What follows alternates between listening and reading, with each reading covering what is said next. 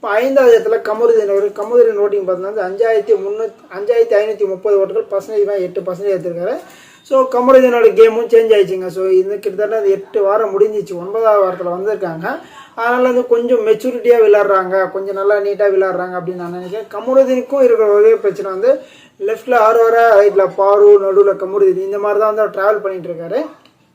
அதுக்கான முற்றுப்புள்ளி வந்து ஸோ நேற்றே வச்சு முடிச்சிட்டாங்க, ஓகேங்களா. ஸோ நேற்று ஒரு முற்றுப்புள்ளி வச்சுட்டாங்க. ஸோ அரோரா வந்து கமருதீன் வந்து மேட்டு என் கூட சேராதுன்ற மாதிரி அவங்கள கட் பண்ணிட்டாங்க. பட் வந்து பாரு வந்து அவரை கட் பண்ண முடியல, என்ன பண்ணணும்னு தெரியல, அவங்க வந்து ரொம்ப கன்ஃபியூஸில் இருக்காங்க.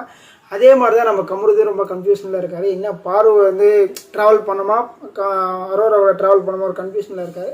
பட் எப்போ கிளாரிட்டி ஆகுதுன்னு தெரில. பட் கேம் வைஸ் ஓகே தான், கமருதீனோட இம்ப்ரூவ்மெண்ட்ஸ் இருக்குது, அது வரைக்கும் ஓகே தான்.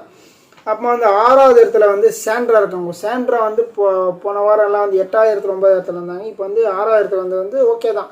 ஸோ சாண்ட்ராவோட ஓட்டிங் பார்த்தா 3679 ஓட்டுகள், பர்சன்டேஜ் 5% எடுத்துருக்காங்க. ஸோ நான் எக்ஸ்பெக்ட் பண்ணுறது சாண்ட்ராக்குள்ளே ஒரு கேம் இருக்கிற மாதிரி நான் எக்ஸ்பெக்ட் பண்ணுறேன். அவங்க வந்து கேம் விளையாடக்கூடிய கெப்பாசிட்டி இருக்கிற நபர் நான் நினைக்கிறேன். பட் வந்து அவங்க வந்து அது வந்து ஒர்க் அவுட் பண்ணால் நல்லாயிருக்கும், ஒர்க் அவுட் பண்ணால் எதுவும் பண்ண முடியாது. நம்ம ஒரு எக்ஸ்பெக்டேஷன் இருக்கும், பட் அவங்க வந்து நம்ம எக்ஸ்பெக்ட் பண்ணுறது கொடுத்தா தான் நம்மளுக்கு வந்து கரெக்டாக இருக்கும். ஏன்னா வந்து இங்கே நம்ம வந்து அவங்களோட கேம் பார்க்குறோம்.